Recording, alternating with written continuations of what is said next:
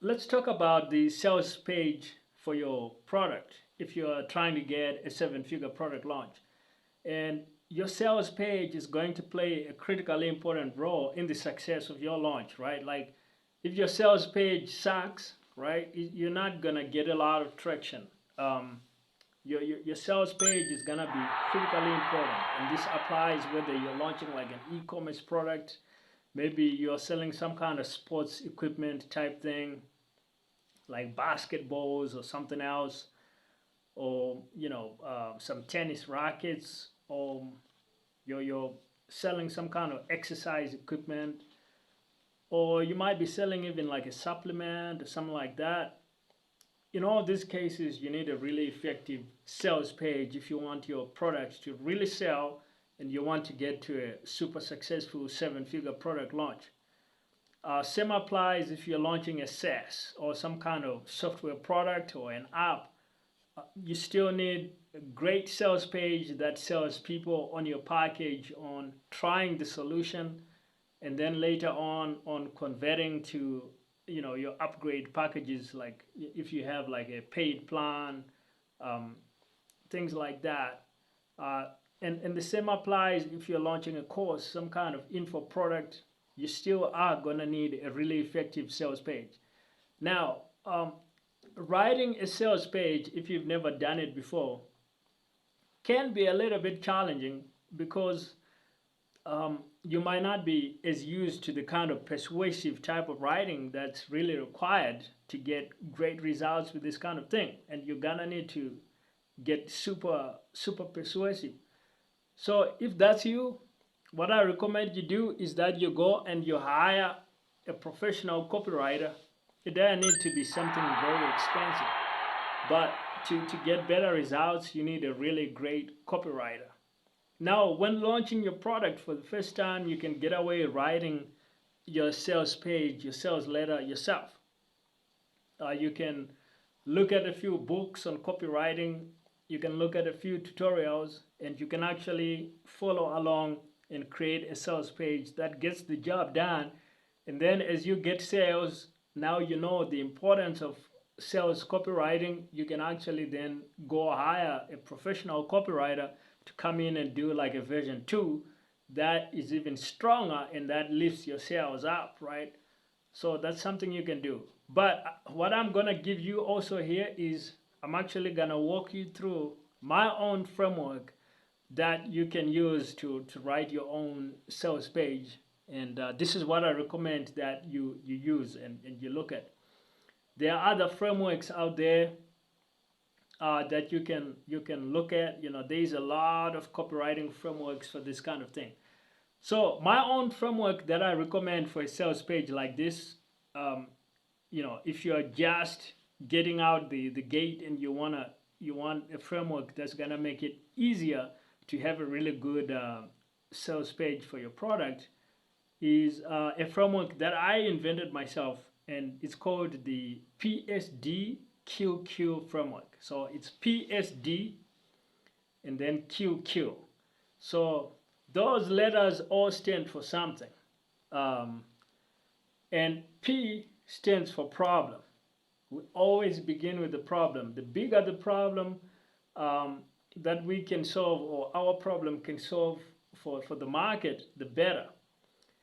SD stands for solution design, and we're gonna come to that. And then QQ stands, the first Q stands for something, and the second Q stands for something else. So the first Q stands for quantification. We're also gonna come to that. And then the last Q stands for questions. And we're also gonna explain that. So let's look at a hypothetical example so that you can actually learn how to apply this simple framework to writing your sales page. So suppose we're selling a SaaS and our product is a habit building application that people, maybe they pay $100 a month for, where they're gonna get like prompts to work out and to focus. And the main thing maybe that our product does is that it helps them overcome social media addiction. So the first thing we want on our landing page, on our sales page for this product is gonna be something like, we want a big bold headline.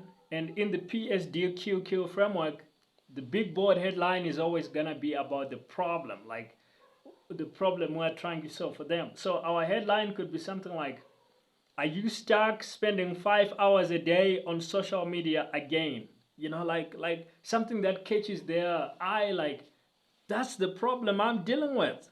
You know, like, so now they gotta at least read, because like it's calling out a problem that's very real, very practical to them. So that's why you want to focus on problems. Now that we caught their attention, our entire first part of this sales page is just gonna talk about the problem. So what you're gonna do is you're gonna describe the problem in depth. You're gonna talk about the problem. You're gonna talk about the causes of the problem. You're gonna talk about the effects of the problem, like the spending all this time on social media means you're not getting your work done. If you're a student, maybe you're falling behind in your studies. You know, all kinds of things. You're gonna talk about all that. And then something else that we bring in now, after we've talked about the problem a great deal, is now we're gonna bring in the first Q. And remember, we said the first Q stands for quantification. So we want to quantify the problem. Like maybe it's costing you 20 hours a week, or however many hours a week in lost productivity, 30 hours a week. You know, that's a big problem. In a year, that's costing you hundreds of hours that you could have worked towards a promotion. You could have, you know, carried out a side hustle. You could have taken out a second job. You could have made progress on your hobbies or something like that. So that's quantification. We're quantifying the problem. What this does is it builds the value for your solution, so that they really realize and understand why they need a solution, and why this is a problem that needs to be solved. Now, the next step is SD, which is solution design. And now what we're gonna do is we're now gonna portray a picture to them of what an ideal solution looks like. This is where you want to point out what their life would look like if they had an ideal solution. Like, okay, you're gonna save so much time, you're gonna be so much more effective, you're gonna be less stressed, you're gonna be more focused, you're gonna get a promotion at work, and it won't take you that much time to get all the things done. You're gonna have more time to work out, your health is gonna improve, you know, all kinds of things, right? Like, that's solution design. Talk to them about what the ideal solution looks like. And this app doesn't take that much time to use every day in order to see improvements. You can log on for just 20 minutes at a time and start using it, and the system already gives you incredible improvements. Within just 7 days, this is what you're gonna see. So now you're talking about the ideal solution. And then what you're gonna do is you're gonna bring in that first Q again, which is quantification. After we've described the ideal solution, we want to quantify the value of it. Like, it's gonna save you 300 hours a year, or however many hours in productivity savings, time saved that you would have wasted on social media before, or something like that.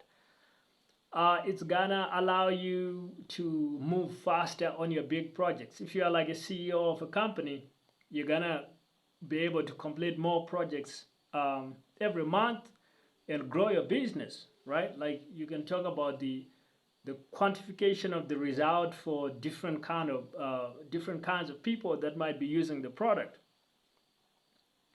And then, having quantified it, you talk even more about why this product is that perfect solution that we just showed them. We did the solution design for them, and now you talk about how your product fits that criteria perfectly. This product is better than the alternatives because it has got all these features that we talked about, how the ideal solution needs to save you time. It's got all these features, it's got all these benefits, and it does all these great things for you that the ideal solution would do. So that's critically important, and so you want to quantify that, and then you show that your product fits that description. Now we've done a lot of work, and we've given them the solution, and now what you actually want to do is one last thing about the quantification here is don't undersell your product, right? Like don't be kind of too shy to talk about why your product is better than average or is one of the best products in that category in the market. You really want to lay it all out, because if you don't say it, they might not buy the product, and then they will never actually find out. So unless you say it on the page, it might not as well not exist, right? So you really want to leave no stones unturned. You really want to just give them all the information about why this product is a compelling product for them. And then having done all that, then the last thing we want to do is we want to bring in the last Q in PSD-QQ. The last Q stands for questions, because your customer or your ideal prospect is going to have a lot of questions about your solution when they are done reading what your solution does, and we've gone through all the prior parts. So they might be asking themselves questions like, I'm busy, I work 2 jobs, won't this just create another to-do item on my already long to-do list? Won't this actually waste even more time than I'm already wasting? I mean, like, that might be a legit question for them, because like anytime you try to create change, even though you might be taking something away, you're also creating new homework for them, and that's kind of tough for a lot of people to handle. So that's gonna be a legit question in their mind. Another question might be like, well, how much does this cost? And isn't that too expensive? I already have a lot of bills that I need to pay.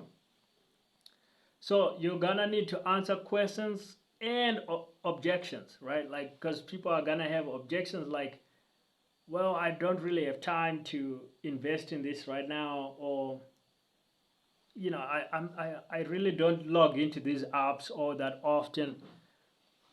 Is there a mobile app or something like that? So you kind of need to answer. So make sure you answer all these questions, all these objections, because if you don't answer them, the reader is gonna think in their mind that, well, I don't see nothing about addressing this, so these guys probably don't have that addressed. So unless you address the objection, unless you answer the question, you're gonna lose some people over those objections and questions. So what you want to do is, a good way to do this is actually have an FAQ section at the end of your sales letter. And the FAQ just answers all the common questions, all the common objections that someone might have about your product. And by addressing all these things in that FAQ, all these questions, you make sure you answer all the objections, all the questions, and then that improves your conversion rate on your product. So that's really how you write a sales page for your product. If you want to have a 7-figure product launch, whether you're in e-commerce, in SaaS, in coaching, info products, memberships, and things like that. Now, there are some other tactics that you can add to this core framework. Like, you can add some urgency and scarcity to make your product sell even better. But those are kind of creative elements that you can weave in and add at will. But just the basic PSD-QQ framework, for me, I certainly find it very, very helpful.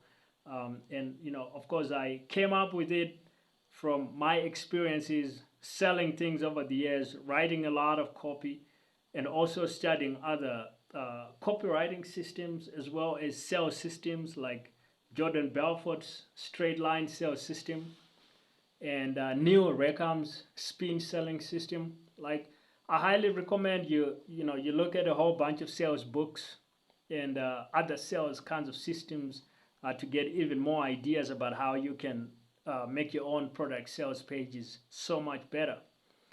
And if you're looking for free resources, you can book a free brainstorm call with me to figure out how to get more sales of your products. You can also grab my free book as well as my free bootcamp. The links are in the description.